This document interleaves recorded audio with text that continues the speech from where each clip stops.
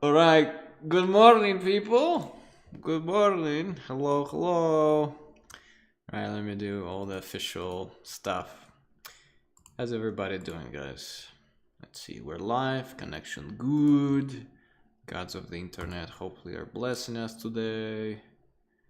Right. Man, so funny. Our thumbnail. I really like Felipe's work, but it looks like we're gonna be streaming soccer championship because there's like green and then something running. So it looks like Felipe, we're gonna be streaming a soccer championship. Yeah, if you guys don't know, Felipe is hiding in the background, smiling, trying to distract me, but I'll resist. He has a very charming smile and a very, what do you call it, contagious laugh. I'll try to keep my best. Yeah, but you cannot hear him, guys, but I can. Right, I need to do everyone. We are live. Okay, cool. Hey Julie, hey Tim, hey Ty, Dana, hey Katya. Yeah, guys, I made an official post on Instagram everywhere, so go inform your grandma, inform your friends, your neighbors, stop by a McDonald's and start yelling, Felipe is live very soon. Go check him out. Yeah. We have 3 minutes till we start. Morning, Ian. You can congratulate me, guys, by the way. I went to the gym for the first time in 5 years. My body is, well, I don't know what it's doing. I'm not used to the feeling, so it's hurting. So whatever my body is doing, it's reacting to what I did yesterday. I climbed a bunch, I fell a bunch, and it's kind of funny to feel yourself nerfed a little bit from what you've been able to do physically. But yeah, Felipe was telling me that he's old. I don't know, Felipe looks pretty good for his age, man. You can't see his face yet, but yeah. Oh. He says thank you to me, but you can't hear him. All right, we have a minute and a half till we start. Oh, Marco is like, okay, stop. Valhalla time. But what are we spamming today, guys, for the YouTube gods? So the YouTube sees more of Felipe. Because, I think YouTube needs more of Felipe. I think the world needs more of a Felipe. Everyone needs more of a Felipe. He's flexing his arms. Man, I should have just enabled the webcam. Yeah, guys, what do you want to spam today? Yesterday we were spamming Viking bum bums, and it was kind of weird. It was kind of like the scene from what they got, Braveheart, when they undressed all their pants, and it was weird. So today we're gonna be just spamming. What should we be spamming? Felipe, you can hear him, guys, but do you have any ideas? What should we just spam in the chat? Felipe, the manliest man of them all. Or Master Felipe, teach us all. Ooh, Master Felipe, teach us all. That's good. Viking games. That's interesting. Games. Viking games. I like that. All right. Let's go, Felipe. I like that. Let's go. Let's go, Felipe. Let's do that, guys. Let's go, Felipe. Let's go. Let's spam it in the chat. That's gonna be good. We need those. Viking. Ooh, ooh, ooh. In the chat. When the on the concerts and stuff. Master Felipe. All right, guys. Come on. Let's go. Oh, let's go, Felipe. I like that. All right. Nice, Julie. Got it. All right, guys. We're gonna start soon. You keep the spams in the chat. All right, guys, welcome to lecture number 23. And today we have a pretty special guest. I've been working with Felipe Hansen for a while. He's, what would you consider, a industry veteran. I was drooling over his artwork for longer than I knew him when I first discovered his Instagram account. And then after a few years, I discovered that I actually worked with the dude. Felipe art directs. He does a lot of illustration. He does a lot of concept art sometimes and visual development, mostly for animation. He worked on, like Dreamworks, Netflix, Supercell, Psyop, The Mill, you name it. Lots of titles that he probably already doesn't keep track of anymore. So he's a very talented dude, super humble dude too.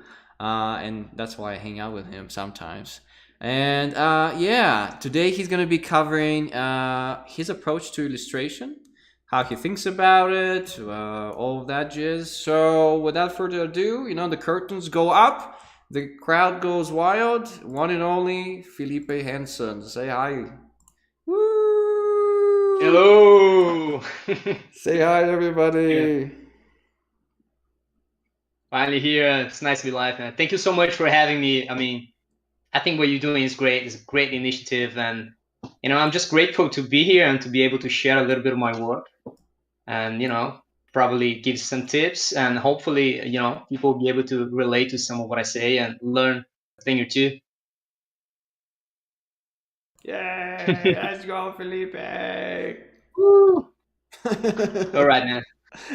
Felipe is a very chill dude. He's a real Viking inside, but then when he speaks, it's like he's a true gentleman. If he was a Viking, he will kill you and then apologize for that, probably. In a very polite way, but in a very brutal way too. I just told you, man. I got Viking blood on me, so you never know. It might come out sometime, and I'm gonna start killing people myself. So yeah, guys, be careful. Cool. All right. So I'm very excited, Felipe. So show us what you got. What are we gonna be talking about today, man? All right, let's get to it. First, before I share my screen, I just want to give you my own introduction.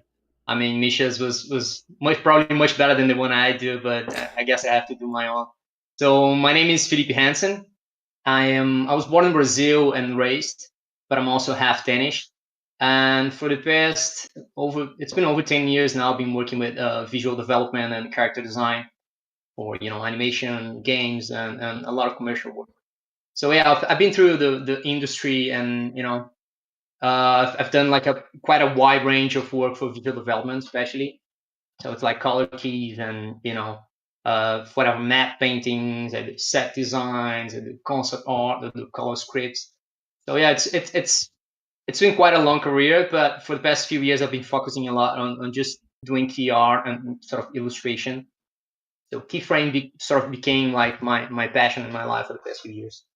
Okay, just to give you a heads up, this is going to be like a very practical lecture. It's going to be going through my own steps into my approach for illustration, and I'm not going to get too deep into like sort of theory, and it's going to be very very briefly talking about them and sort of showing how I apply them to my own work.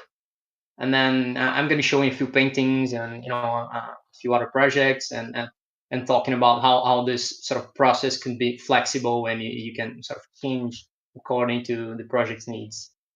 Cool. Let me share my screen. Hope it works. Everything worked in the test grounds.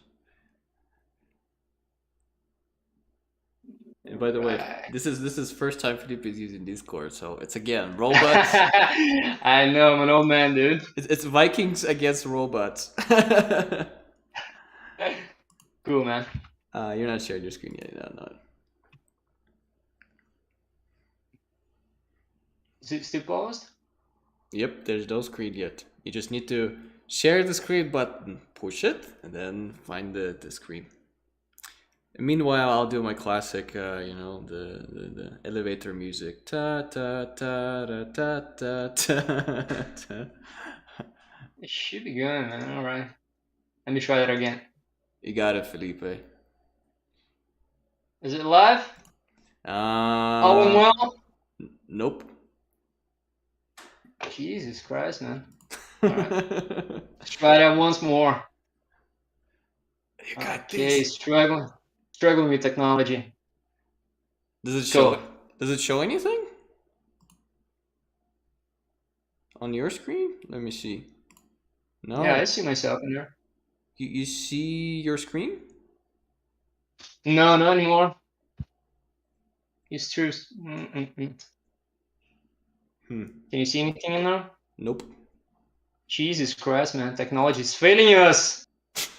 Guys, if you're new to our streams, usually what we do is, we double check everything 1 hour before and everything works, and then the moment we usually start streaming, it all disappears.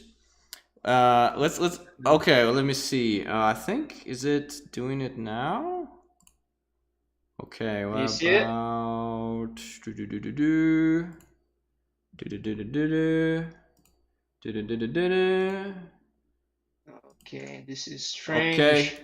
and I think it's working. Yes, Is it? yes, it's working. Yeah, we did it. Woo! We did it. We did it, guys. Can you see my screen? Yes, I can see your screen. Oh, okay, let's do it. Okay, first, a little bit about my life. Art has been like a big part of my family's life. My grandmother was a fine artist, and people sort of took after her, but she was a great painter and a great sculptor as well. I still have a lot of paintings of her in my house. My mom is very much connected to the world of arts as well. She sings and she paints. And got a couple uncles and aunts that sort of went that way. And as far back as I can remember, I was always been drawing and painting and all that. But when it came time for me to actually decide what I was going to do with my life right after high school, I was completely lost, to be honest. I didn't know what I was going to do, and I applied for several schools. I even applied for business school and took the exams and everything. I got accepted, and thank God I didn't go on that route because I would have been miserable. But I don't know, for some reason I didn't see myself being an artist back then.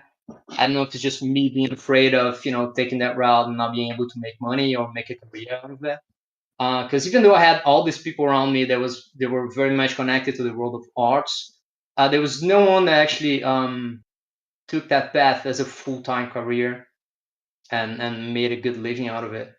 So for me, it was a bit of a tough choice. But then one day, my mom, thank God, my mom grabbed me by the arm and told me, "Look, you should really do what you love, and you should search for it, and not worry about money and all that type of stuff. And just go for it." So I remember she just told me that there was a design school that just opened up in my town called Porto Alegre, is in south of Brazil.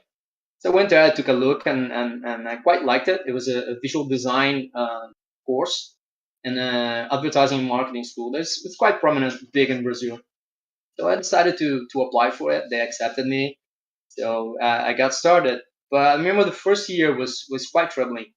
I didn't like most of the stuff that I was learning, and it was just not interesting to me. I was drawing a lot, which is cool, but apart from that, nothing else quite interested me. I remember studying whatever, designing typefaces and logos and things like that, and it wasn't what I wanted. So the first year was pretty much just thrown away. I didn't actually sort of um, I didn't like anything. So my second year, I decided to take a step into decided gonna be this, and I'm gonna commit full time and 100% to it, to actually try to make a living out of it, or I'm gonna have to throw this away, quit, and do something else. Start putting my own pictures here, and I was just telling Misha that's sort of shameless promotion, but I think it's interesting. They kind of illustrate my life story. This is me trying to get into university, and this is me trying to make decisions in there. All right. So my second year, I started, getting in touch with some different kind of stuff that sort of interests me. I think the first one was photography. I had a class with an amazing teacher called Manuel da Costa, and he's an amazing photographer, and he sort of introduced me to, great photographers like Ansel Adams and Cartier-Bresson, Richard Avedon, and I sort of took my interest and sort of opened up my world, and I actually found something that I could see myself doing in the future. And it was great just starting to study, composition and lighting and all that. But so it was my first contact with something that I liked, but I still wanted more, right? And I kept studying, and I was sort of open to anything that sort of brought my interest. Uh, but then after that, I remember I started studying cinema. It was like the next step into doing what I do today, right? And it was studying uh, first schools of cinema. I remember being like blown away by German expressionism films and French Nouvelle Vague, Italian New Realism. I really loved as well. But I think with the industry that we have in Brazil, especially at that time, it was like sort of tough to find a job, and I wasn't quite sure if like I was going to be trying to be a director or taking on any other role and sort of that industry. So I kept on studying and trying to find myself in university until one day I crossed I came around and found a few kids talking about 3D animation. I sort of stepped in a circle and started asking them. And they told me that they were going every day to school, sort of after hours and studying 3D animation by themselves. And I caught my interest, and I wanted to see what that was about. So I sort of joined in and asked them to come and be with them. So that's what I did, and they took me in, and I started studying 3D animation. We did that for about 6 months, I think, and it was sort of an interesting step because 3D animation is such a powerful tool, and I felt like I could combine all the things that I've learned before together with drawing into one thing, right? Because you can pretty much do anything with animation. So I was sort of studying each one of the steps, and I took a lot of that knowledge is still used today, right? So I did modeling, I did rigging, lighting, all of that studying, and still not being able to contact like clients, but it was great for learning. Right? So that also led me to my first job. I did an internship at a small production house in Brazil. It was called Capsula, and it was sort of a small studio, and but it was interesting. Like my first contact with the industry. And then right after I graduated, I was certain that I was going to be doing something with animation or film. So I applied for a big production company this time called Zeppelin, and they hired me. It was great at the time. I was like over the moon because it was like top five big production companies in Brazil. They're quite big, but I was absolutely miserable at that job. I remember doing like all sorts of things that didn't interest me. One day they even asked me to make coffee or whatever. I just fucking I made sure that I made the worst coffee ever, so they would never ask me again. But I was just miserable. So I had a friend of mine that was moving to the States, and I decided to say fuck it. So I quit my job. I joined him, and I was like, I'm just gonna live my life a little bit and try to figure out what I want to do and what I'm gonna be. So I joined him. I stayed a few months in Chicago with him, working in the restaurant, and then I moved to Denmark, where my family's from. I stayed with them for like 6 months. I tried to get a job then, but it was tough for me. It was like I had pretty much no experience, and I didn't speak the language. I don't really speak Danish that well. Um, so yeah, I struggled a bit in the beginning, but then I applied for a master's program at the Royal Danish Academy of Fine Arts. It was a master's for visual communication, but I sort of took classes on everything that's sort of art related and design related. After 6 months, my ex girlfriend then was living in Italy, in Florence, and I just wanted to go to Italy and have a new experience. So I decided to apply for internships that would sort of be able to exchange for credits on my master's. And one company accepted. That company is called Unit 9. It's a big interactive design company. They have offices all over the world. So it was my first time sort of working on that sort of environment, but it was great because they do a little bit of animation, a little bit of video. They do great installations, and it's got like quite an interesting dynamic.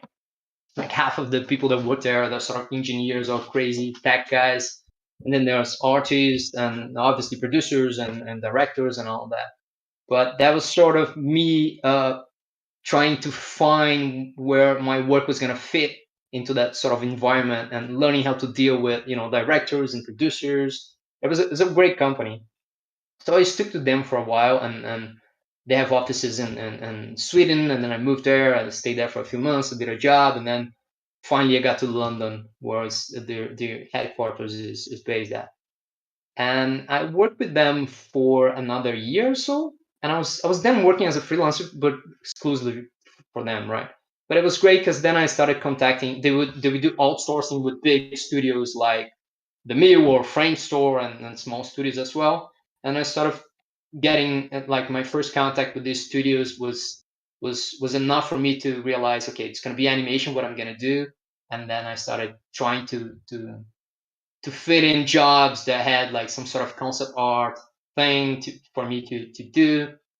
And then I started applying for animation studios in London. From that, I went to a company called Mainframe.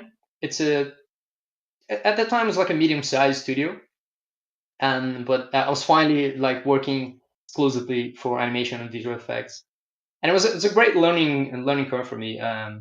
This company, they had like a lot of interesting people. They have like a great legacy. Some guys that worked there went on to work at Pixar and Disney. Some guys, they founded their own companies. There's a company called Analog Studio, which is essentially that guy that worked on Mainframe before, which is doing great. There's another company called Man versus Machine, which is a great, like, award-winning motion graphic studio.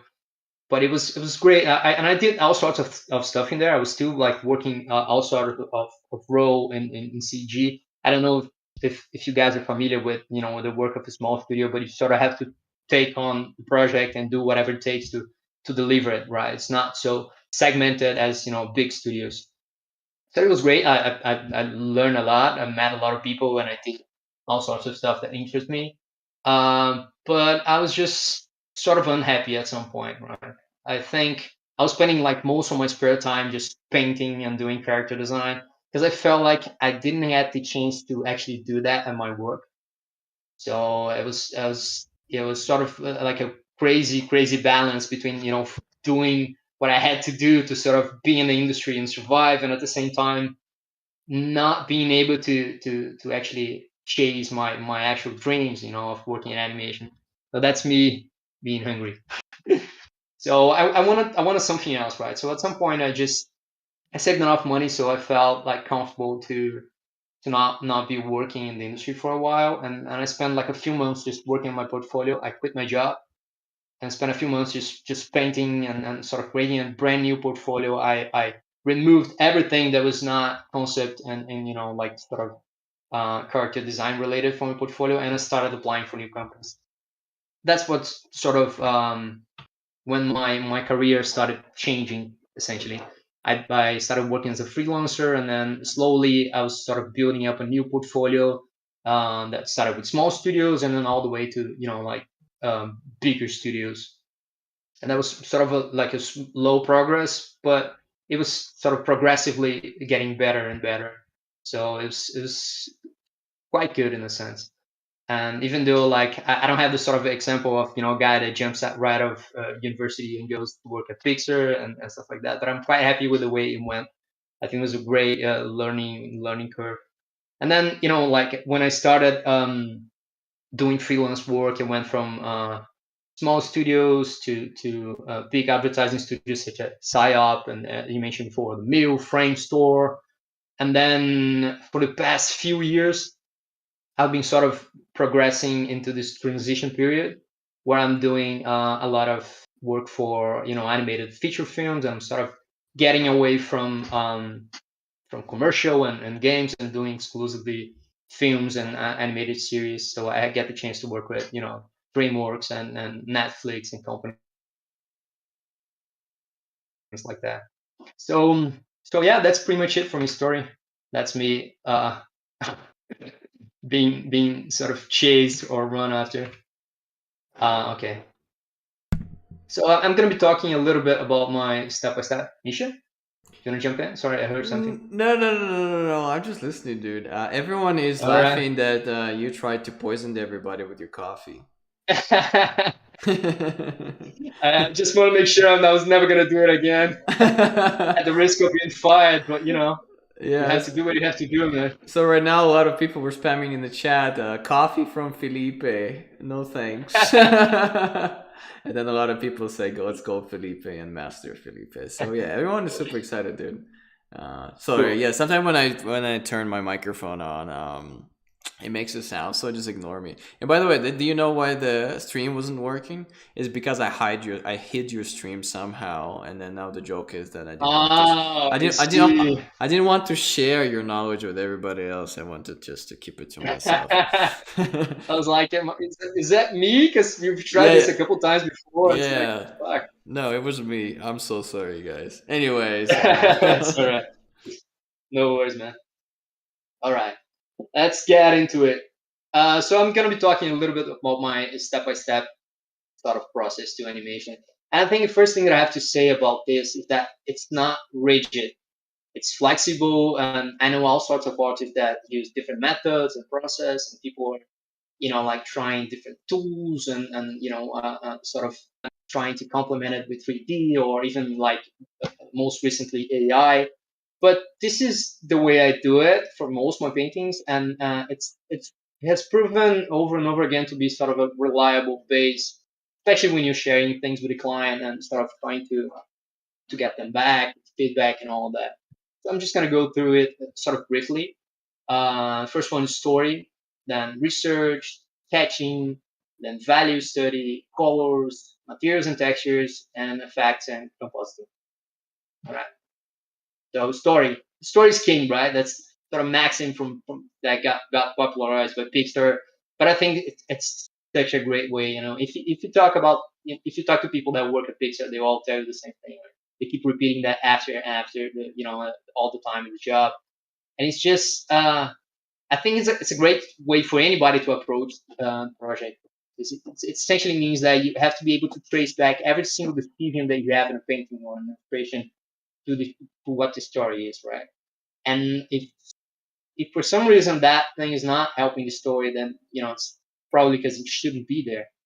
I think it's a first mistake that every artist make when they get into that area is to think that their job is to make pretty pictures, and that's absolutely not true, right? You just have to do something to help the director sort of realize the vision to the story. And that's also like first step is thinking about specs of the work that you're doing, purpose of illustration. I mean, how is that going to help the project? And talking to the clients and whatever directors or art directors, production designers, and trying to understand where that thing is going to be placed in the project, and then thinking about actual restrictions of that. Are you going to need layers? Is that going to be like a sort of aspect ratio, like pixels per inch and all that? I think it's important to remember that when you're starting a project. Okay, references. I have this sort of love and hate relationship because it's like I understand the importance of getting references, but I always want to get on and start drawing. But so I have to sort of pinch myself and try to go back to the beginning and do as many references as I can. This is just an example of like the amount of folders that I have for one single painting. And this is like that thinking about the landscape, the mood, the lighting, sort of character design, and like whatever the greenery that's in there. So if you're designing props, get references for everything. I try to spend as much time as I can essentially getting references even before I put the pencil to the paper. Okay, sketching. This is not me. This is a Korean artist. I'm gonna fuck his name up now, but it's Kim Yoon Ji, I think, who does this amazing. I think if anybody is not familiar with his work, I would advise you to go and check him out. He does this amazing, crazy sketches and drawings, and usually it's like there's no guiding lines, there's no rounds of sketches, it's just one. And I don't know, it really looks like magic when you're looking at it, right?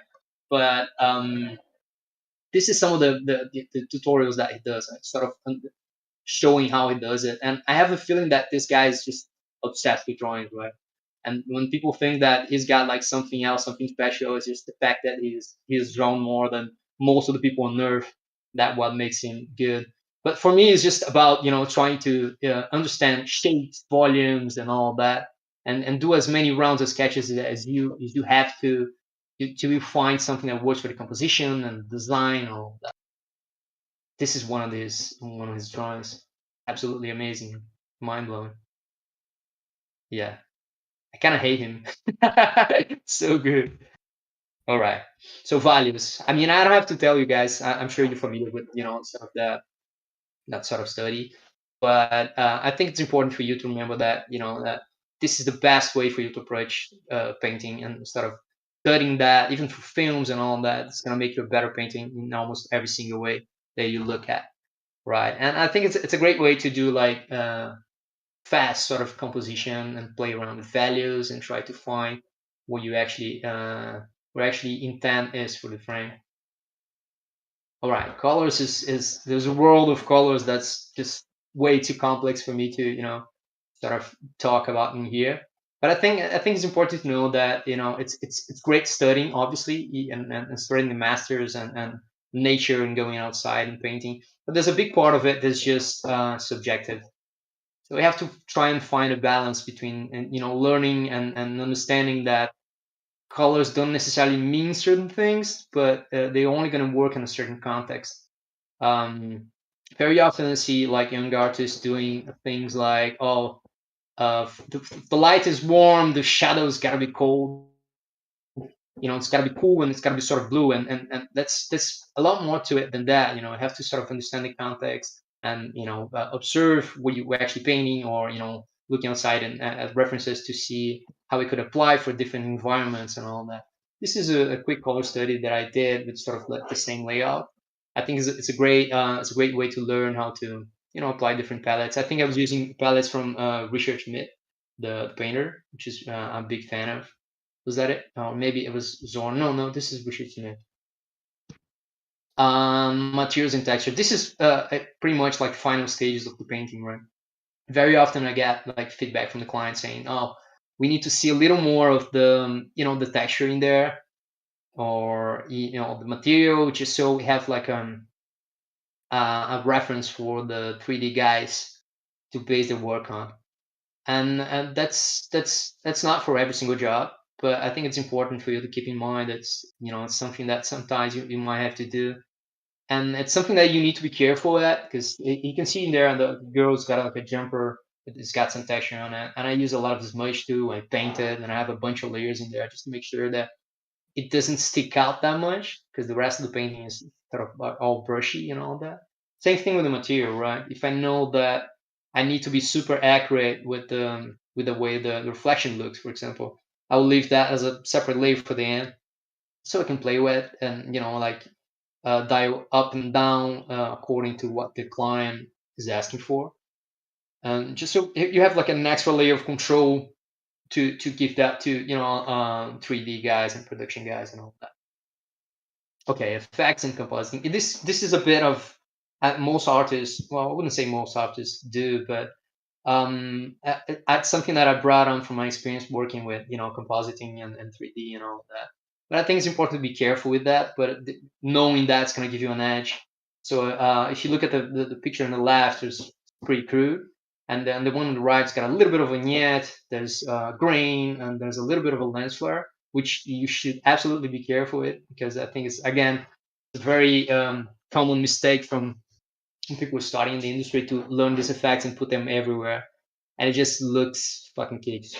So I actually painted that one. I hand painted the lens flares, and it might be the only painting that you see on my website that has lens flares, although clients ask me for it sometimes. But I think understanding that, and how like sometimes I even do like chromatic aberration, which is like this sort of how you call it, effect that you get from the lens on the film, like the real ones. So I try to work with that and be careful so that it doesn't disrupt the meaning of the painting. But I think it's important sort of pass to have as an option, because it makes it everything sometimes pop more and be more realistic and more interesting. So yeah, that's pretty much it. And now I'm gonna show you a video of a painting that I did. Um, Sort of take you through the steps in there. It's got about 13 minutes, yeah, so bear with me. Just a little bit of a context about this painting before I start. This was a personal project. Oh, actually, you know what, Misha? I think it's quite interesting to talk about. How do you think AI is gonna step into that sort of process? Oh, you want to talk about that later on? Yeah, that's interesting, right? Uh, I think you mentioned the other day, and I was like, you know what? Let's go back to the step by step. Because I see a lot of artists are starting to, to use that quite a lot for personal stuff. But I think yeah, soon we're going to be seeing AI and 3D stuff just jumping straight to 3D is quite common now, but yeah, AI is sort of new. So I wonder if people are going to use for sort of beginning, sort of research and exploration, or yeah. if they're actually going to try to, to apply that for the final thing. Yeah, honestly, I think my opinion in the pipeline, it's gonna be like this. It's gonna be a really really good reference thingy. Like if you don't have like a point of reference, you gotta put it in. And you're like, well, that's kind of. It's gonna be a really good underpainting, right? Uh, So you're not afraid of it at all. no, dude, no, dude. I think do you remember like last time you mentioned it right now? Like story is king, man. AI cannot come up with stories. It cannot have human emotions and human, you know, Right, psychology. I'm with you. Yeah, I'm with you. It's funny. I see like big prominent artists sort of being afraid of it, Yeah, and I don't quite understand it. I'm actually quite curious. I haven't tried it yet, but yeah, as soon as I have some spare time, I think I'm gonna go and study. But I it. think it's Yeah. quite it's interesting, right? It is fast. Sort Like, of. if you want to try it out, we have it on our Discord. You just have to go to Midjourney channel, and you just have to type in Imagine, and Yeah. just test it out. I think it's cool. It's a cool tool, but nothing by that. Right, right, right. I think at some point most of the professions are going to be replaced by some sort of AI or robots. But I actually believe that artists are going to be the last ones to be replaced. Yeah, I think 100%. Like until like robots will be like super conscious and they'll figure out how Yeah, to affect human emotion. But I think we're all gonna be dead by then. pretty much. Yeah, I'm with you there, man. But Yeah. it's interesting, and I think more often you're gonna see people because these things are gonna develop too, right? Maybe it's gonna get to a point where you can actually do like a very basic painting and just use that and paint on top of it, not only use as a reference. We will see, I but don't know, it's man. interesting. It's like because the thing is we have to understand one thing that it's only does whatever it can find on the internet and it cannot be better than that, right? Right. So the thing is AI is taking away from the internet, and then it can represent better what it sees on the internet, but it cannot combine anything new out of it. So it just does advanced photo bashing. That's it. Yeah. Yeah. So I think it's like, yeah, it's like I think I was rumbling on Instagram not too long ago. I was like, guys, just chill. You're fine. Yeah, I feel the same way. I'm not afraid of it at all. I'm actually, quite interested to see how that's gonna play out. Yeah, it is. You need like a texture that you need to use instead of googling it and then like painting out the watermark. You you just Google it on the AI and then it's like that's it. And that's it. Yeah, I think it's Yeah. gonna like if you look about like on your chart by step, I think it's gonna be like story and purpose, and then in research, there's gonna be like AI research for reference color palettes, and that's it. And after that, it's just gonna be a traditional, Right. pipeline as Yeah. usual. I see some guys posting stuff and they're like, yeah, AI plus something that I did, and I don't find it to be interesting at all because it's like taking someone else's painting that is completely finished without any layers and trying to paint on top of it. It's weird. You don't have the same brushes. The scale is all wrong. Sometimes I have grain like I add to my painting. So Yep. if you paint on top of it, you're gonna have to put all the same effects. It's just strange. Yeah, it's limiting in a way. So, but in the long run, it would Yeah, be it I would be think I really. think Yeah, go. yeah, I think we might see some interesting things coming out of it. We'll see. It'd be really cool if it's like 50 years from now. You'd be like, "What? You paint everything by hand?" And like there's like master painters. Yeah, I put like I painted every pixel of that thing, and I don't use AI. And people like, "Wow, you're a Yeah, they're gonna be true freaking out. artist." Yeah, yeah. I don't know, man, because I'm starting to incorporate a lot of 3D to my painting as well. And I try. Obviously, I'm not painting over it and stuff like that. But sometimes, there's beginning of the painting, and I'm doing sketching and sort of a crazy complex perspective. Yeah. and I'll go straight into 3D and sort that out, and then go back into Photoshop and sort of use that only as a reference. But I think Hmm. it's helped me a lot, and it's quite a useful tool. I don't know if you use it at all. I don't use like I wished I did. I think I used like I think I used like default Windows 3D Builder once. It was really weird, but I don't know. My style is pretty flat in terms of like, and I don't do a whole lot of perspective and stuff. The most curious thing that I wanted to actually get some knowledge from you, it's like your rendering stages, because like you work through my color keys all the time. Yeah, we should talk about that. Like sometimes, like how we work with Felipe is Borja would give me like a color script or a storyboard, and then I'll do like a crude drawing, and then pass it out to poor Felipe, and he has to figure out what the hell is going on in there. And then do an actual Who's proper. being horrible now? Come on, you're delivering amazing keyframes.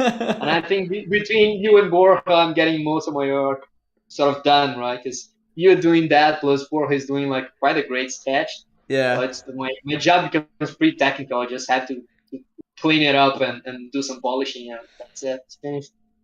Yeah, maybe we should pull up. You know that painting that we did for Clash of Clans, where there's a guy with an arrow. I need to pull it up. I don't know where I have it, but so people can see. But the main thing that I wanted to ask you is, like, how do you approach rendering? Because the thing is, you're pretty good at all of that stuff in terms of like blocking in composition. But then when it comes to rendering, especially texturing, that's what Porca, takes you on the project for the most part to see the final look. Like, what's your approach? Do you just zoom in and you just polish it, or do you have some kind of a process when you are actually rendering? Is it like I have like a three brushstroke theory. Like I do three brushstrokes here. Can I add another three? If yes, I continue. If no, it's done. Um, Well, it's all about starting with broad brushes and doing increasing that and having like smaller brushes and try to look at the composition all the time and keep in mind the composition as you're doing the details. I think that's what's tricky, right? It's easy just to get stuck into details into certain parts of the painting and not do the rest. So I keep an eye, like I have a second screen, and like I see the full painting pretty small in the second screen. And most of the times I'm painting and looking at the small one. And I mhm. think apart from that, it's just it's just looking at references and try to get materials right. And there's a lot of sort of mistake and fixing it. But I'm Mhm. gonna show you like the painting that I've done a couple of years ago now, and sort of take you to the process. I think it's gonna be interesting. People Maybe almost maybe I killed can. me when I interrupted you because people in the chat were like, "He was about to show the speed paint, Misha, shut up." I was like, I'm sorry, guys.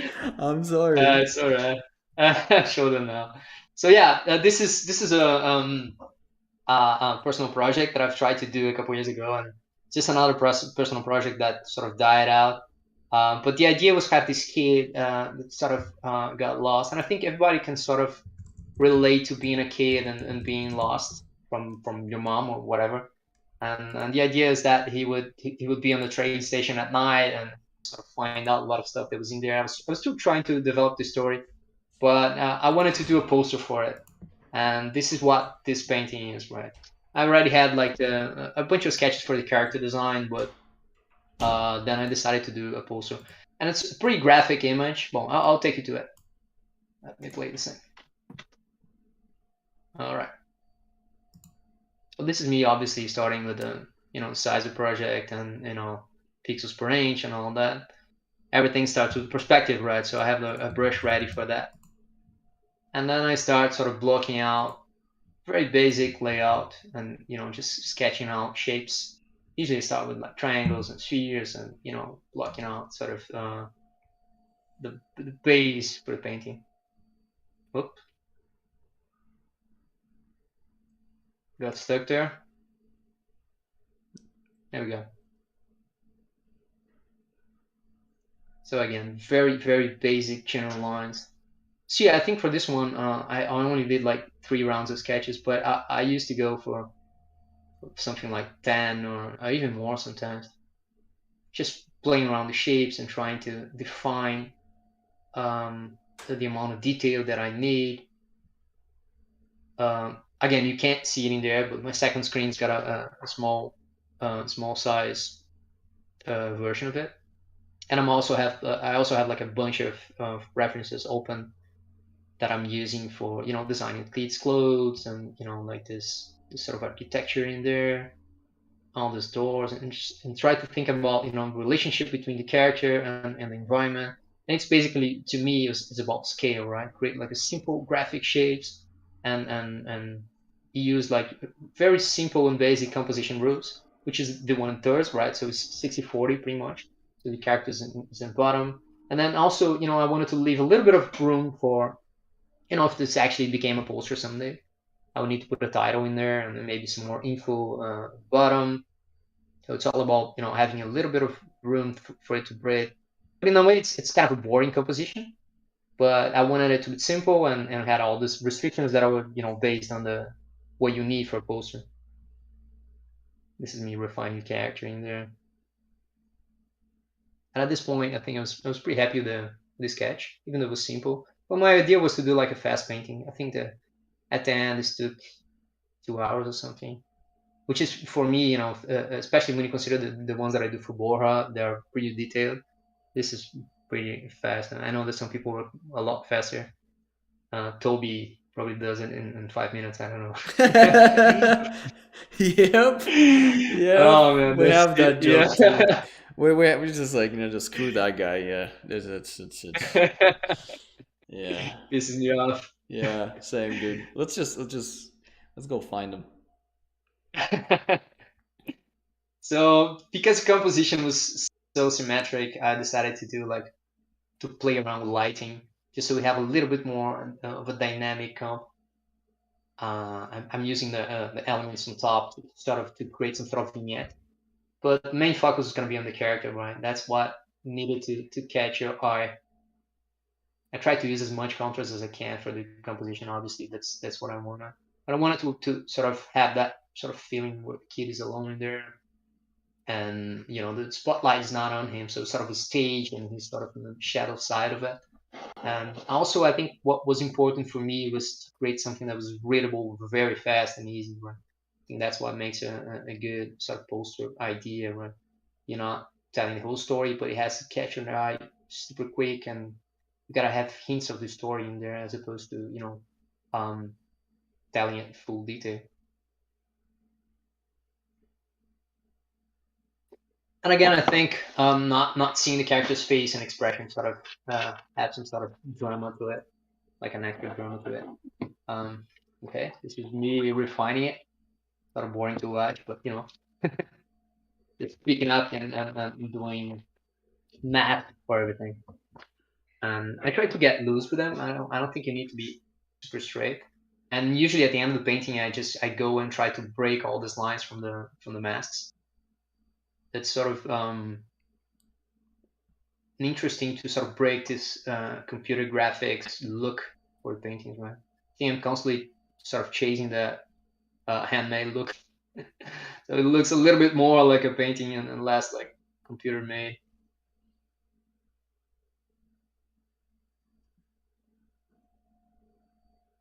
Again, making the selections, and at this point I'm still sort of playing with the values, although I'm getting a bit lost there doing um, reflections already. I think you should really try to find the values before going into playing with effects and all that. But at this point, I was it kind of became like a black and white painting, but it sort of served me as a base for them to apply color and lighting to it later.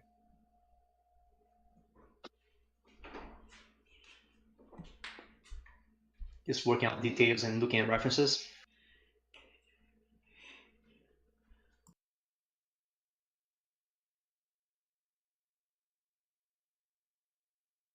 Again, it's quite a rough painting though. I didn't feel like it's funny because whenever I start doing too many details, I don't know how you feel about it, Misha. But if I'm doing too many details, it's usually because I don't think the painting is working right.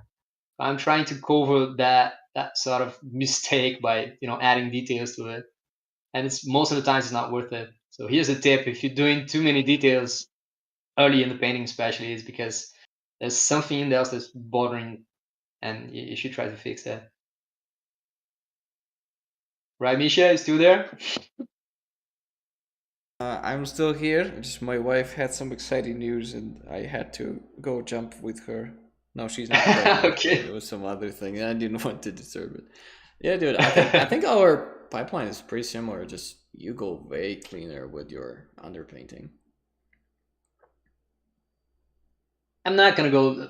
This one is kind of a rough one. I didn't go into too much detail, but I think This is a it's rough sort of, one. yeah, kind of, yeah. Well, it's not one that I would do for color script. I think it's got a little bit more detail, Yeah, but it's sort of a simple painting. It doesn't have that many elements, so yeah. It's nice though. thank you. I love simple Again, compositions, man. It's like a nice snack. So good. mm, yeah. Sometimes it works best, I think. For you to go with something simple and rather than do pretty complex composition, I think. Yeah. Yeah.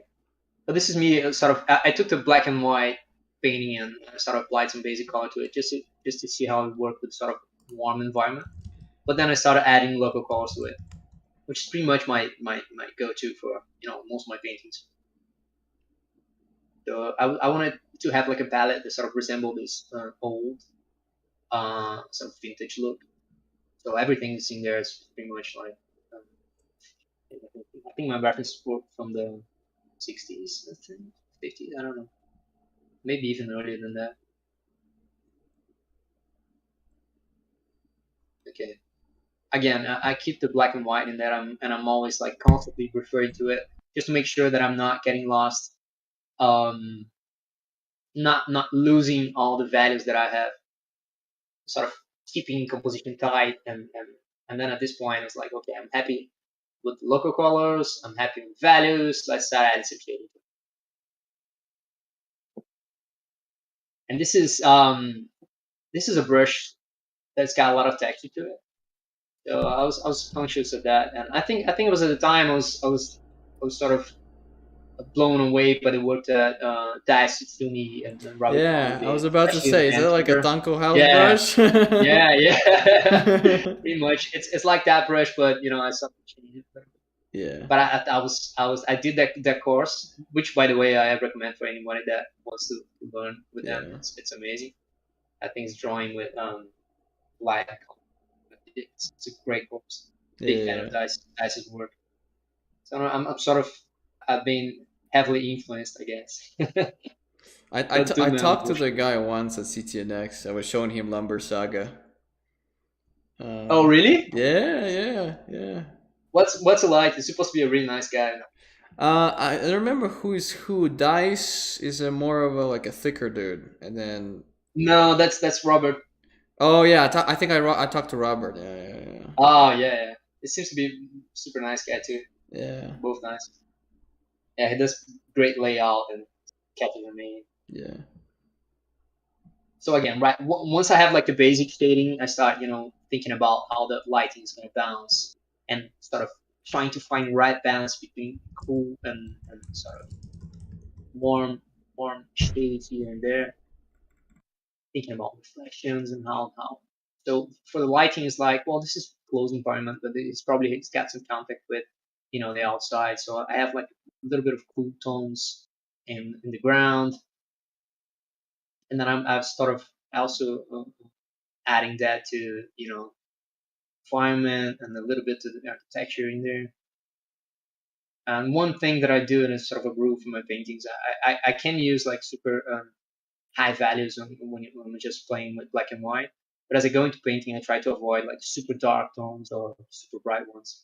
So what I did in there for the light is sort of bring that down to a darker tone of warm, sort of yellowish, just so I can play around with lights later, right? Can do effects and play with levels. That's not going to lose information.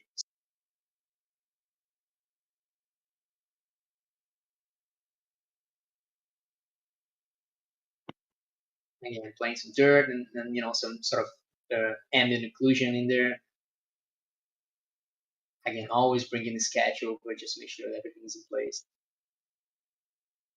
And at this point, I started painting, which I think is most beautiful part of every painting, which is sort of this bouncing light or whatever's in Bounce the light. shadow at the end. Yeah, Yes. So satisfying, man.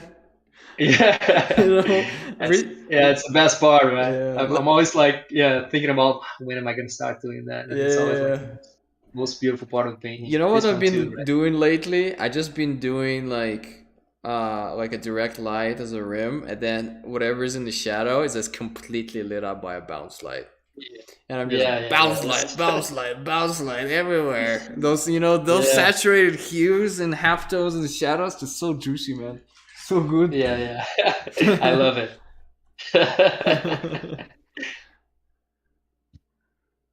Yeah. So at this point, I think most of the painting is already. Oh, so yeah, I'm getting a little bit of the bouncing on the bricks as well, which I think it made a huge difference, especially being like sort of clear, bright bricks.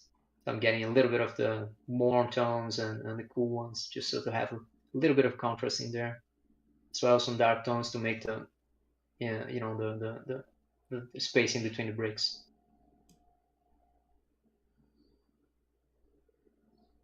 Okay, and finally getting to the character, because I think the character was sort of working there as a with a lot of contrast. So I felt like I could go back there only at the end and just do a few details and bouncing lights.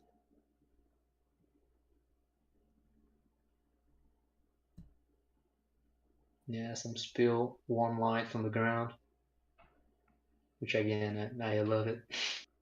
Thinking about the skin tones, just going through the start how the shader is going to be affected by that bouncing light. I think I actually went too far in there at some point. I just tune it back a little bit. Same thing with the hat. I think that blue is not quite right. I just sort of wanted to go through it fast, and that's it. And after that, I just did a little bit of glow, and here's some of the steps, and that's it. Finished painting. So you see a little bit of glow here and there. There's a little bit of a vignette that I added afterwards. But yeah, the painting's finished. Okay. Back to the presentation. Do you see my screen? Yes, everything works perfectly. Cool. I'm surprised. Cool. So this is more of a traditional approach to it. It resembles more of a traditional painting sort of approach. But I wanted to show you a couple more projects that I've done that are sort of away from that, right? And I think first one that I wanted to show is called Five More Sleeps to Christmas. I believe you guys have already talked about it, but I'm gonna try to give you my own perspective on it. But it's an NBC's animation. It was about 20 minutes animation, I think. It's not that short, but for Jimmy Fallon. It's sweet little story about a kid around Christmas and getting to know like part of the family and sort of playing around with the idea of nostalgic feelings that you have and for kids and all that. But that's one of the first paintings that I've done and sort of going through the same steps that I did with my last painting, just taking a bit of a step further and adding blur and all that. Just because Borja, which is the director, wanted to have a little bit more realistic feel to it, and I wanted it to be like the as close as I could get to the final 3D piece. This is the first painting that I did. I think I had one of your keyframes or your color keys for this one. I'm not sure. Oh yeah, I'm sure you. it was probably Yeah. it was like two brush strokes, and there's like a white light underneath him. I'm like, yeah, Felipe, No. go figure out what the hell that is. That's how we Well, work. this one I even went to the work of doing like um, blurring everything and sort of having the light sticking out and grains in it, all sorts of stuff. Sort of the kid playing with them, making some music for Christmas, right, the day before Christmas or something. It's got his dog in there and all that. And was sort of the like the traditional process. This one I'm pretty sure I had your keyframe for it, your color key, and I was pretty Oh, close to this. yeah. So I sort of just took it to the next step of detail, and that was pretty much it. But I think at this point the everything changed because there was a budget cut. I don't know if you remember that, Misha. Yeah, I do. I do. Yeah. Yeah, So it was the story changed like 500 million times, but right. yeah. But okay, this one Yeah, was useful. I remember this keyframe, and there was some useful information with this one. Yeah. because she was. No, it was pretty close to it. I think the only thing that was really useful was like she was half lit. I think that was a good lighting choice. But then for the rest Yeah, of it the was keyframes amazing. that you did, it's like yeah, it's like I'm pretty sure Felipe can figure out where the blue night light comes from the window. It's like sometimes I'm like, do I really need to? But it is helpful because you're like, well, kind of, I have the thumbnail, right? I'm kind of like I'm your Yeah. thumbnail guy, right? As a Yeah, color so key this is artist. what I was saying before. This was like a technical sort of job for me because I had like a pretty good color key and a pretty detailed sketch. So it was like, okay, just keep painting until you get to a point where the client's happy and it's gonna serve for the production. But then at this point, the budget changed, and Borja said, "Look, man, we're not gonna have the money to go full CG. We're not gonna be doing grooming. We're not gonna be having like probably not gonna be having like full skin shaders and textures and the split and maps and all that." And that's when the 3D knowledge that I had came in super handy. So I started trying different stuff, right? Because we have to play with the style to sort of find something that would be faster, cheaper, and that would have like some sort of distinct look that would sort of stand out from the other stuff that had been done at the time. I play around with a lot of stuff, and I ended up with something that is this essentially. And my idea for it was like, okay, I can do something that looks good, but how can I make sure that the 3D team's gonna get what they want, or they're gonna be able to do something similar to that? So I kind of approached it with a more of a 3D approach to it. So my idea was like, so you see, there's a beauty pass, and that's pretty much what we couldn't do because we didn't have the money or the time. So I decided to do like simple. Well, I actually painted this, but I tried to follow the steps that I would do if I was using 3D, right? So I did like a flat diffuse map, which is in local colors essentially, and then I did like simple lighting, which is pretty much like harsh. This one has got a little bit of bouncing in there, but the one that I did my painting was like pretty harsh. And then I combined that with a ambient occlusion sort of pass, right? And this is sort of me comping these three passes together. So I sort of ignored everything that I had done before, and I did this thing just to make sure that the guys would get what they needed, and then I combined that with a little bit of a texture to it, which Borja sort of chosen that sort of, which is again kind of similar to what I had before in the painting, right? It sort of resembles this Keats painting. So yeah, this is how I arrived to this frame, and then I followed through the same steps for each one of these frames, which worked quite a lot. I think I did a bunch of things for it.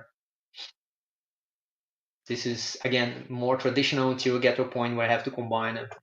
So it's sketch, value studies with a little bit of an underpainting in there, and then local colors with like harsh light to it, and then with the ambient occlusion and a little bit of a finishing touch here and there. And then I blur the background just because Borja wanted to add sort of that look. Yeah. It was interesting also because I had to create brushes that could be used for the keyframes, but that could also be used in production. So at the end, I just saved them all, and they were actually used for every single texture that's in the film, as far as I know.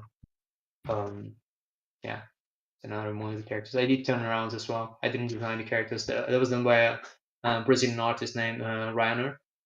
Yeah, which is great, by the way. Okay, this is another interesting project, and I know what you're thinking, McDonald's. Fucking hell, but yeah, I've done quite a lot of work for advertising and I for love people that don't McDonald's. What do you mean? It's my favorite place to eat at. I'm not even kidding. I love chicken nuggets and I like sweet and sour sauce. Like, come on. so do I, but it's not really chicken, I know, I We know. It's from more some just yeah, plastic poor, yeah, recycled pretty much. human or something, but it tastes good. You know. The- Uh, I'm going pretty iconic now. McDonald's in Pokemon. yeah, yeah. Okay.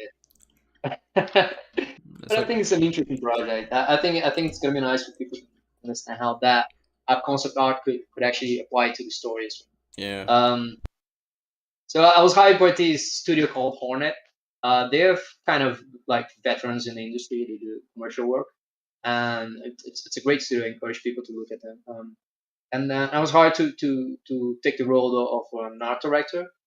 And the idea was that we have it's a 30-second spot, I think, fully CG, and we have this little girl that's riding on the back of the car. Her dad is driving, and she's seeing Pikachu everywhere. But then it's not really Pikachu. It's just her. She's sort of imagining and sort of projecting the image of Pikachu and several places like where they're driving her, until finally they reveal sort of the meal box with Pikachu in it, and that's the idea of it, which is pretty simple, but I think it was interesting to sort of explore the world and to go through it. I'm just gonna take you to some of my frames. So we started designing characters. That's one of the ones that I did, but we had some amazing characters designers working with me on this, which was great. Then we did some of the settings, and then yeah, props. I did a little bit of everything together with the other artists, and then we arrived to what was interesting, at least I think, which is trying to create these things where she sees Pikachu, sort of based on what the client wanted. So we started reading the scripts, and some of the things it just didn't work, right? And it's obviously I understand why. It's hard to sort of to write about it without actually trying it and visually to see how it works. So this is one of the first things that I've designed, just like Pikachu as a dog, and it doesn't really work unless you have a dog that looks exactly like him. It's just such a weird scene, and you don't have enough contrast, and it doesn't have the story. And we had like a short shots. It'll be really fast, so we have to be able to recognize Pikachu very pretty fast as well. That's another idea from the client, right? Just having like a bus and a car on top of it, and just again strange because you don't really see the car in there, and unless all the cars are looking weird like that. They have a lot of black. There's the windows that have created some sort of weird contrast. This one too, I think that one was quite interesting, but we didn't have the time to do it because the car would be running fast or start off, and we have a couple of seconds for each one of the shots, so you wouldn't really understand that the builders are throwing these bags in there and making the shape of Pikachu. So it was like, fuck, what are we gonna do? And so we went back to the drawing board, and that sort of took me back to my time at university, studying sort of creative process. I had a great teacher called Charles Watson. He was Scottish, and he sort of studied creative process his whole life. I remember studying like stuff like lateral thinking, like Edward Bono, and try to figure out what's the best way to approach sort of problem solving. And this is, I think, it's problem solving at its most difficult, right? And the idea for this was, at least the way I approached it, was like, let's try and figure out what makes Pikachu Pikachu, and sort of divide it and into like equal pieces and see whatever works visually and not. All right, let's go through some of the frames. Right? So what makes Pikachu Pikachu? Then we started thinking of the shape of it. Is it the tail going to be enough? Can we play with ears, with the colors? Can we have just contrast? But different from other projects that I've done, this one was concept art was informing the story, right? Because we didn't really have a way to visualize these things without actually going there and doing the keyframes and illustration. So the ears, and the little girl in there sort of reveals it. And again, some of the drawings that I've done and working with the idea is scale, which I think is quite interesting for if you're thinking about adding depth, but then having the Pikachu in there, then working with the tail. This one didn't make it in film, but it was interesting sort of exploration. And then finally, I arrived to this one, which I think made it into the film. I think it's one of the first scenes. It doesn't really make sense having balloons being sold, I think, in the middle of like the street in the UK. And I sort of tried to push back and have them in the park, but the client didn't approve it. So yeah, that's it. But I think it's quite interesting how I managed to combine the silhouette and the ears and make it into like a sort of an interesting composition. And this is obviously more scanned. I wanted to show the whole scenario. The final shot wasn't going to be like that. It would have like a different perspective, but I wanted to show the whole scenario in there. I think this one made it into, no, maybe not. The little girl, and then finally having just Pikachu, just the silhouette instead of having the colors and all that. And that's it, Misha. That's pretty much it. Aw. I wanna go. We wanna go. We're gonna go. We're gonna do more. people are gonna they're gonna kill me if you are gonna leave me go. You're like, what's the conclusion, Felipe? Be like you. Do not serve coffee. We had a Viking chant in here, and that chant was, Yeah. "I do not what? I do not serve coffee, or I don't need coffee. Art runs hot in my veins." After your story that you don't serve coffee, like, yeah, that's what you told to your bosses. I don't need coffee. That was bottom line. Like, I'm not doing coffee. Yeah, No, but yeah, I think if there's anything about my story and not the technical aspects of the things that I told about paintings, is just do what you love no matter what, right? And don't worry about making money and all that. That's gonna come eventually, I think. yeah. It took me a while, actually. It wasn't like sort of an easy path to it, and sort of a slow progression, I think. Even though like I feel like great today, and then I think most of the projects that I do today, they make me super happy, and the Mm, way I program it and all that. But it took me a while to make that decision and sort of go 100% into it. And I think it was interesting. Sort of, I had this experience with other areas that I wouldn't have probably if I did go full time on it. mm-hmm. But it took me a while, and I don't think people should be afraid of it. Just jump into it, and yeah. Yeah, like today I was sitting on my porch and I remember those stupid Russian YouTube videos where people are absolutely killing themselves or like, get into a car wreck. You're probably like, where are you going with this, Misha? But I'm like, well, if people can be this stupid about those stupid things, why can't we be stupid about our own art career and just commit to it, make the jump? And yeah. How old are you were when you got into the industry? Uh, well, depends on how you look at it. Well, I think my first job right after university, I was 21, but I got Mm-hmm. internships before. But I think when I started actually working like full time sort of concept art and doing Yeah. freelance work in that area, I was I was about your age, I think. So 25? Yeah, Yeah. Yeah, yeah. Yeah. A lot of yeah. So quite late if you think about it. Obviously, I was always drawing, yeah, but yeah. it's different when you commit 100% and take that on as a career, Yeah, yeah, I yeah, guess. yeah. Yeah, because you have like I know a friend. He was like 19 when he got into like CG Project Red or something. Well, work on The Witcher. I'm like, yeah. But then that's why I always like come up with like, what's your art age? So I think there's an art age. So some people are like, well, I'm starting at 35. Well, like you're like 2 months old art age wise. So you're like, why are you complaining? And then this kid was like, well, he's like 10 years old in terms of art age. And then yeah. I always have this trick question, when if you could talk to your younger self and you could say yourself like you have only the time to like do 1 to 2 sentences.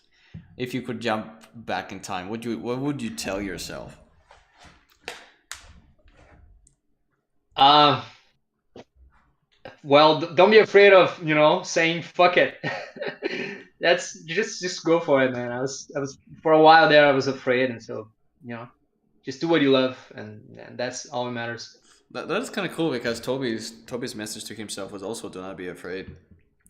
Yeah, yeah. It's just don't be afraid. Don't worry too much about money and career and all that. Just do what you love, I think. As long as you're not dying of starvation, of course. If Well, you yeah, obviously, yeah. Just yeah. There's a line to it, right? Yeah, and obviously, yeah, when I was living in London, I mentioned before, it's like a super expensive city, and I had to make a living. So yeah, decision that I not regret. Obviously, I had to make money, yeah. but I feel like it would have been I would have made money before if I did what I loved. It would have been easier, I guess, when you look back at it. But then, Mm. I don't regret my decisions. But if I had to go back and say something, that's what I would say, I think. Cool, cool. All right. Well, it's probably time for Q&A session, guys.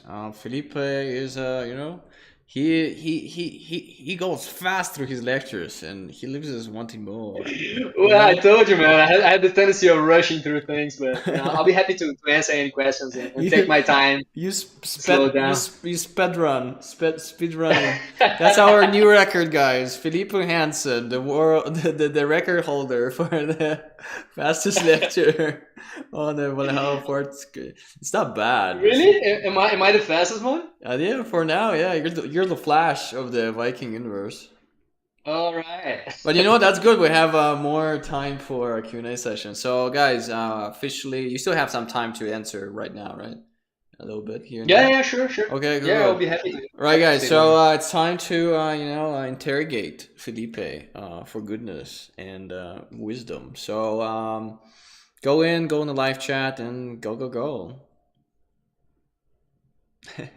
Right, I have one question. Did you make that amazing brush you were showing? What is your favorite brush or brushes do you use? I know that it's a pretty common use question, but Yeah.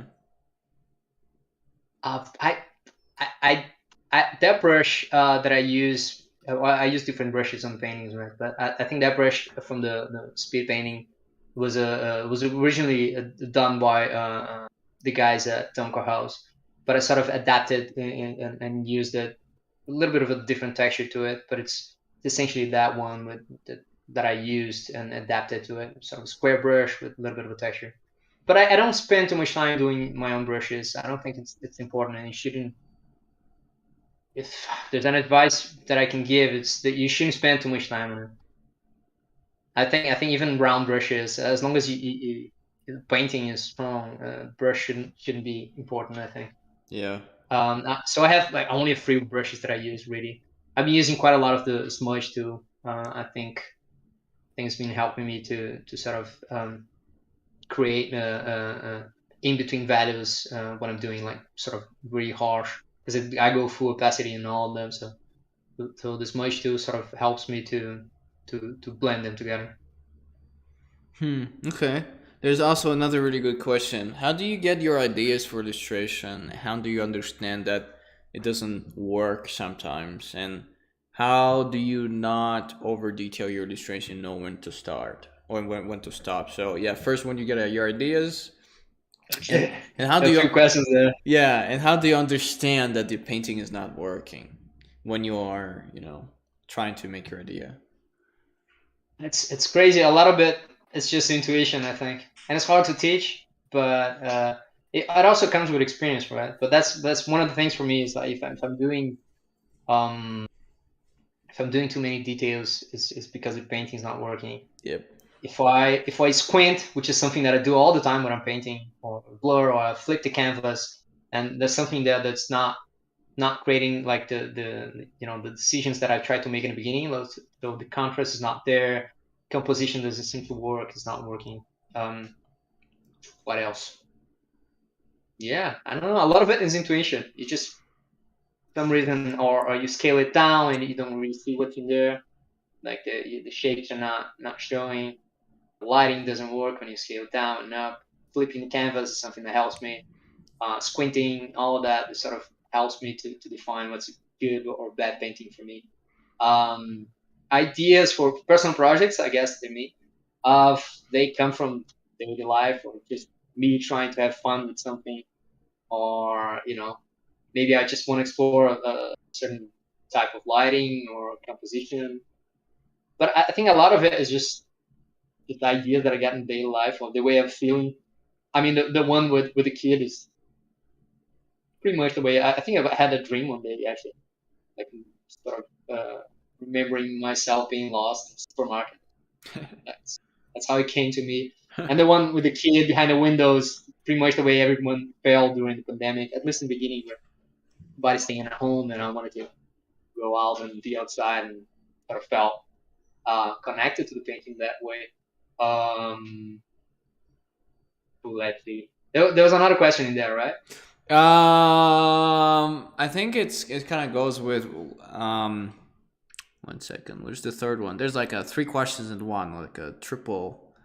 Uh, Triple question. Triple question, yeah. How do you understand? Yeah, it's basically one and two. It's like how you not to over detail and how to see the paintings not going another way. I can add a couple of cents, like it is hard to say because it's one of those things that you say just do it. It's like, well, it doesn't work. You need to figure out, but that's when mental checklists come in and play when Right. you've been doing it for so long. You're like, well, what is it? You and then remember, guys, previous lecture we had the checklist, so you can technically like go through that thing. For example, Go through them. Yeah, yeah, and pretty much yeah, check. yeah, But I think with the details, there's something to be said about details. Is that starting with big broad strokes, yep, big brushes, and looking at composition as small as you can, and working way up until you actually see the full thing, and you yep, go into details, and you have to make sure that you do the passes for every single thing that's on the screen. So that's a little rough, but I try to you have to make decisions when you're doing detail. Even if a painting that looks completely realistic, you still making decisions. Like if you look at whatever Hudson River painters, yeah, it kind of looks like there's detail in every single like inch of the painting, but that's not true. If you look at it, you start making decisions and start to guide the audience eye into to focusing into something that you want. So that's pretty much it. It's choosing to focus on painting and go into detail progressively into the step by yeah. step. I like what you said about like if you are focusing on too much detail, that means the painting is not working because your brain is trying to work on something. Like your brain is like so stuck. It's like there's nothing I can do anymore to this painting to make it good. So let me render, and that means usually you do it. That means you're screwed. You have to, Like yesterday, I was Yeah, doing a speed paint with a Viking, and then at the end of the session, I was like, "That is pretty cool, detailed Viking." But guys, tomorrow's sessions, I have to remove the whole thing, replace him, because it's not supporting the main statement in the main story. yeah. But I think when I'm doing the paintings, I'm also keeping layers of the steps. So I sort of merge all the sketches, keep it at the top. I merge all the levels, whatever. I'm doing simple values. I merge that, and I do like a very first pass of colors. Merge that, I put the tab. And the same thing with the local colors. And I keep checking as I'm doing the painting, just to make sure that I'm actually following the first steps that I took, sort of to lead the composition and the painting into what I had originally thought that for it. So I keep checking them all the time. Yeah, yeah, yeah. And then also another thing about detail is that you just put detail around your focal point, and then everything Yeah. else is secondary. And then if you have, I call it RAM, like computer has RAM for detail. Your painting only has certain capacity for detail, and then you have to distribute it. Like if you have like 8 gigs of RAM on your painting because that's the style, you need to distribute it. And then if you have too much of it, then your RAM is gonna explode, and then your painting is gonna not work. Okay. That's a good way of looking at it. Yeah. Like my what's my RAM for my painting is like 1 gig of detail.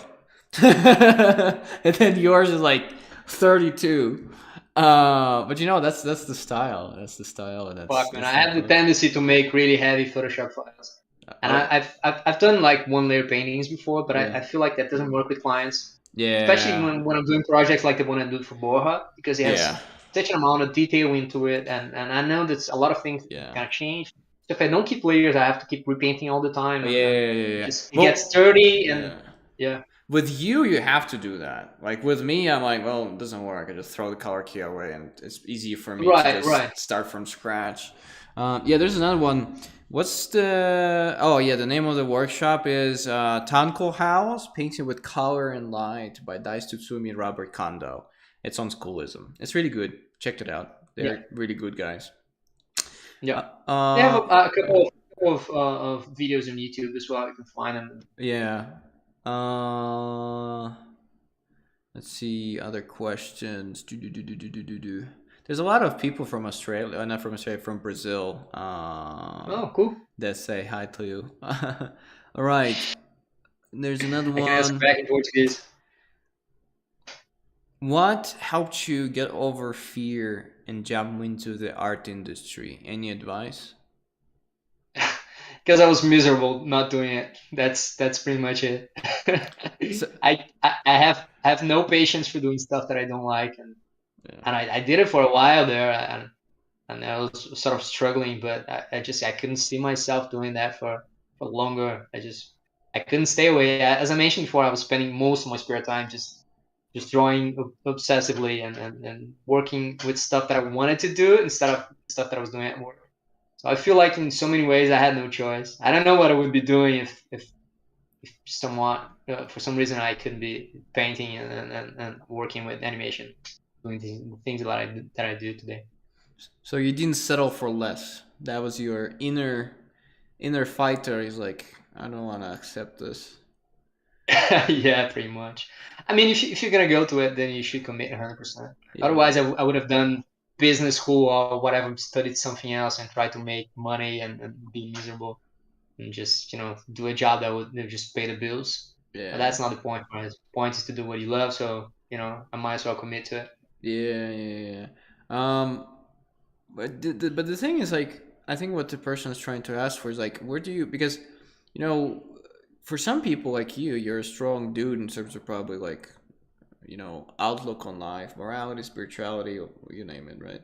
And then because like did you have like a pretty good support system around you? Was it just some values that got inscribed into you by your parents that you just muscled through it? I think you mentioned your mother, because I think a lot of the times when people, I'm talking about, like, some people just don't have the strength because they don't have the support system, or the values ingrained into them. And like, I'm just curious, like, what do you think helped you? Was it like grit? Was it patience? Was it this and that? Like, what was it? Well, absolutely. I mean, I'm talking about my personal life, and I had a lot of support, yes. But I also want to do my own thing, right? I didn't want to depend on anybody, but Yeah. I did have a lot of support. I had parents that always pushed me to do what I loved, and so that was mostly like my inner struggle, right? Trying to prove that I could make a living and then do that thing that I wanted to do. So it wasn't like an easy choice, but yeah, I had all the support, and I feel like very lucky that I had, like the parents that I had, and that could, help me financially in the beginning, and then give me all the emotional sort of support to go into arts and doing what I do.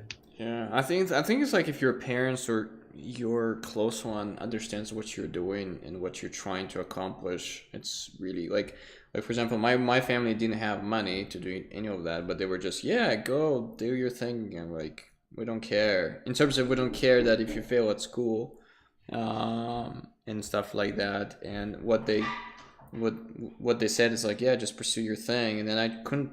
And then I remember a lot of times when people were, oh, whoops. A lot of times when people were, coming back to school and they didn't want to go to their parents because they didn't understand them. So yeah, so emotional support. So guys, for you guys, just um, find support, find friends. Like, Discord community here is one of those things that will help you push on. Because a lot of the times, I think last time we were talking about it, it's like, well, you're responsible for your own life, and find support where you can, because on your deathbed you're gonna be like, oh wow, well, yeah, I did please my parents, but where did it lead me here to regret? So yeah, support is super important. And like, for example, Yeah. for me, like, you've been watching probably a lot of YouTube too, when you were starting out. I found all my support and friends on YouTube that I couldn't talk to directly, but I was watching things like this, for example. That was my Oh, that was my company. certainly, yeah, and you go to YouTube videos and you're learning from that. Yeah, absolutely. And I think there's something absolutely important to be said about finding your community, even if it's online, if you're not able to travel somewhere and be with people, but finding your own niche, your people online, and having support of them, even if you don't have from your family, that's going to make a huge difference. And yeah, having it's always been like a really strong community. I think people are always like willing to teach others and help and get involved in projects. Yeah, Whenever I talk about personal projects, I always get people like, let's do it. yeah. And yeah. Cool, cool. Well, And also, I think education, like the way you're doing, is great, man. I yeah. mean, just gathering people like that, and sort of you know providing with free information, and people being able to join in and study and share ideas is great. Yeah, It's the dude, way to go, right? and you're part of it. And you're part of it. We're gonna create a revolution. It's gonna be awesome. Yeah, guys, like Felipe is part of the Vikings. He has like Viking blood in him, and I'm pretty sure it's not the last time he comes in. So to summarize, like, what did we get out of this lecture? What do we like? Or you know what? Let's not even do that.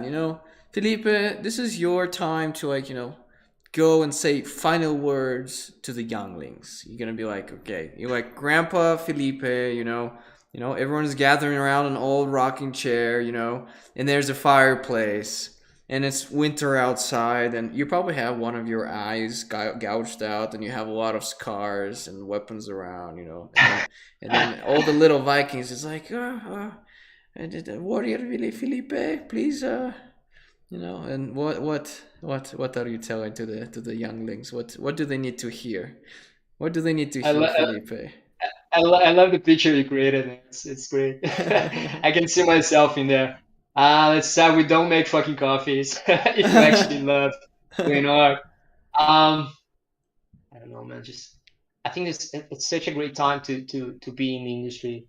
So I think people should really strive for the best, and search for education whenever they can find, and join in, do projects together. I think there's no longer the need to follow a traditional career, and sort of work in a big studio, which is something that I've been guilty of. For years, all I wanted was to work full time in a big studio, and that has changed over the years. I think there's Hmm. so much freedom, and so much that you can do with different mediums, and different technologies. So many people joining in, and doing their own projects, and new platforms for you to stream at. So I think that's the best time ever, at least as far as I know, to do what we do. So I think I'm grateful for the opportunity to be here and to share a little bit of my thoughts, and stories about my life, and the stuff that I've done, and the mistakes that I made, but it's just I'm super happy with the way things are, and I'm glad to be able to share, and to see people actually following that career, and taking over the world, man. I just want to see more and more animation, and people doing different type of stuff, experimenting with different tools, softwares, and visual language, and hopefully we see more and more animation as sort of mainstream thing, as opposed to just films, and things like that. So yeah, it's just great to be a part of it, and I'm thankful for the opportunity to share a little bit. Yeah, dude, you're amazing. Let's give a round of applause. Let's have some Felipes in the chat, guys. Felipe. Yeah, dude, thanks so much, man.